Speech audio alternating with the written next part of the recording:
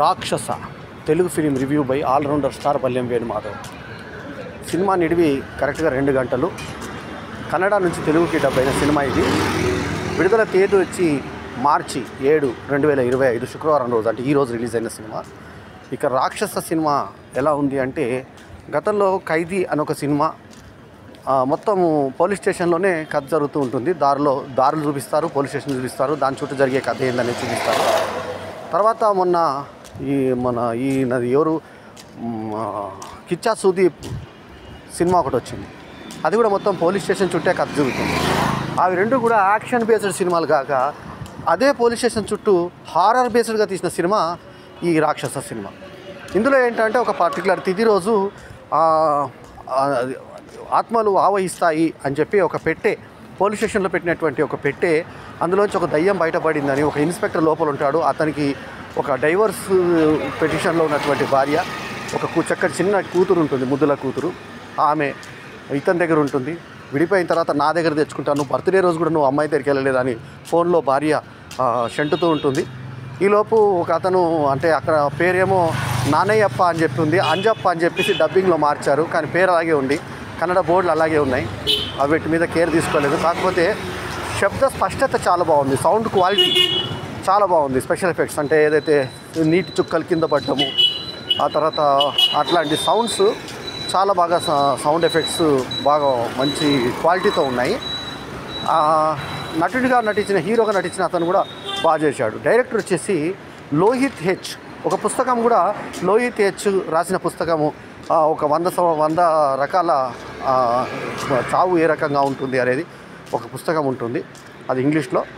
So దానికి కూడా director పేరే పెట్టుకొని, ఇంటర్వెల్లో కూడా రిటర్న్ అండ్ డైరెక్టెడ్ బై అని చెప్పి అతని పేరు వేసుకొని, ఎండ్లో కూడా అతని పేరే వేసుకొని, తర్వాత ప్రొడ్యూసర్ పేరు వేయడం జరిగింది. సో ఇందులో హీరోయిన్ కనబడేది ఒక కార్ షాట్లో, ఫోన్ షాట్లో తప్ప హీరోయిన్ కనబడదు. సెక్స్, వైలెన్స్ ఇలాంటివి ఏమి లేకుండా సినిమాలో మొత్తం ఎఫెక్ట్స్, ఇతను గాల్లో ఒక దయ్యం లేపినట్టుగా, తర్వాత 10:30 లోపల జరిగే కథగా, దాని వెనుకకు రివర్స్ స్క్రీన్ ప్లేలో ముందుకు వెనుకకు చేయడంతో ప్రేక్షకులకు కన్ఫ్యూజ్ అవుతుంది. కొంచెము స్పష్టత ఉన్నటువంటి కన్ఫ్యూజనే అయినా కూడా వెనుకకు ముందుకు వెళ్తూ ఆ నిడివిని పెంచే క్రమం చేశారు అనిపించింది. సో అక్కడ కొంచెం బోర్డం కనబడుతుంది రాక్షస సినిమా. సో కథ అంతా ఏంటంటే, ఆ పర్టికులర్ టైంలో ఏదో జరుగుతుంది అని చెప్పేసి వాళ్ళ తల్లి కొడుకుకి హెచ్చరిస్తుంది. ఆ ఫోన్ 2-3 సార్లు మనకు చూపిస్తారు. భార్యనేమో కూతురు బర్త్డే ఉంది, నువ్వు రావా ఇవ్వాలని చెప్పి హెచ్చరిస్తూ ఉంటుంది. ఇంతలో అనర్థం జరుగుతుంది. అందులో ఏదైతే చిన్న పేటిక ఉంటుందో, ఆ పేటికలోంచి దయ్యం అనేది బయటకు వస్తుంది. బయటకు వచ్చిన తర్వాత ఆ చేసే బీభత్సం ఇతనికంతా వచ్చేసి తనంతా షూట్ చేసుకొని చచ్చిపోయినట్టు ఇంటర్వెల్ బ్యాగ్ చూపించి, return and directed by Lohith H అని చూపించి, మళ్ళీ ఆ తర్వాత అక్కడి నుంచే కథ మొదలుపెట్టి మళ్ళీ అది మధ్యలో 2 సార్లు అటు ఇటుగా చూపిస్తూ వెళ్తారు ఆ కథని.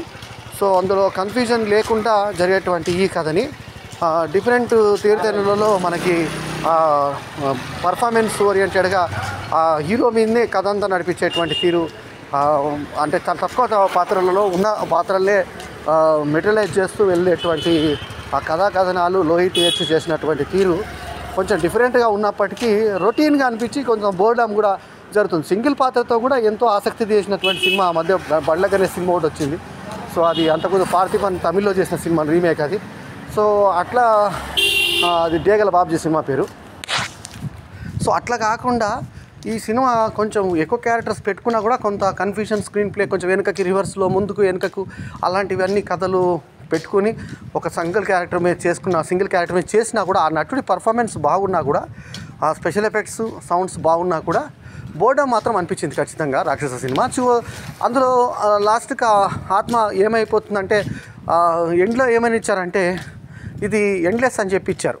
అంటే ఇంకా కథ కంప్లీట్ కాలేదు, అంటే ముగింపు లేదు అన్నట్టుగా ఒక క్యాప్షన్ లాస్ట్లో వేసి, సో దానికి మళ్ళీ కొనసాగింపుగా పిల్లలు ఆడుకుంటున్నారు. ఒక చిన్న 2 అబ్బాయిలు, ఒక చిన్న అమ్మాయి, వాళ్ళకి సముద్ర తీరంలో ఆ పేటిక దొరికినట్టు వాళ్ళు తెరిచి మూచినట్టుగా మళ్ళీ అక్కడి నుంచి మళ్ళీ కంటిన్యూ అన్నట్టుగా, ప్రాబ్లం కంటిన్యూ కాలేదు, ఎండ్లెస్ అన్నట్టుగా ఇచ్చి మళ్ళీ కొనసాగింపు కింద ఇచ్చారు. అది అంటే రాక్షస 2 వస్తుందేమో అనే ఉద్దేశంతో అర్థమయ్యేలాగా డైరెక్ట్గా రాక్షస 2 రాబోతుందని చెప్పకుండా అలా ముక్తాయింపుగా ఆ విషయాన్ని తెలియజేశారు.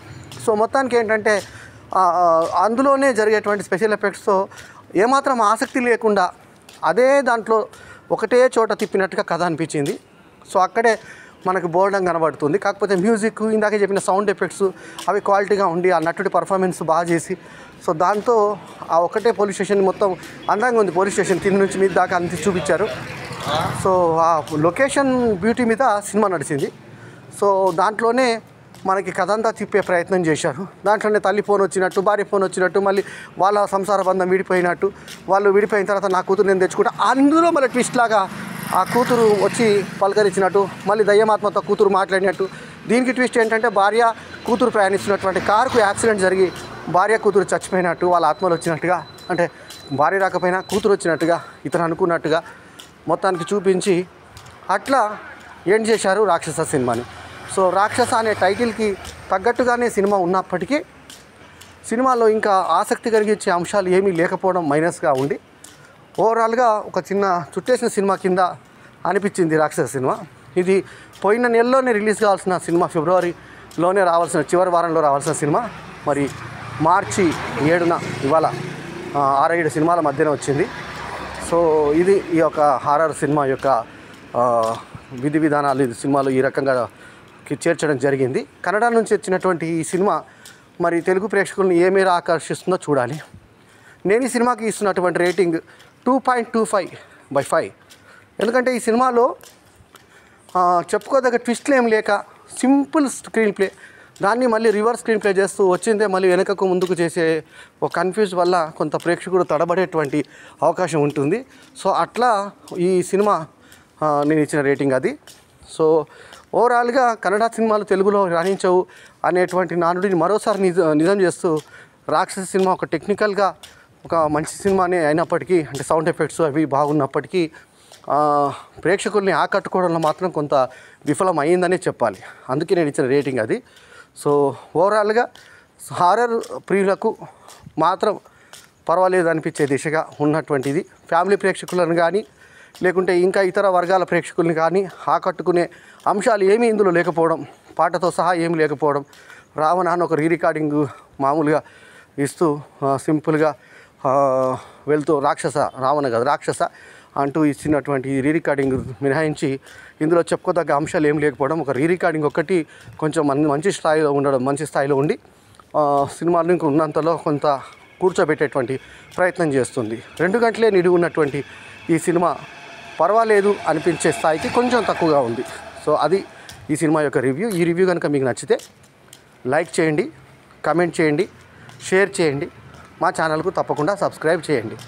ఎల్లప్పుడూ మీ ఆదరాభిమానాలను ఆశించే మీ ఆల్రౌండర్ స్టార్ బల్యం వేణు మాధవ్. నమస్తే, జై హింద్.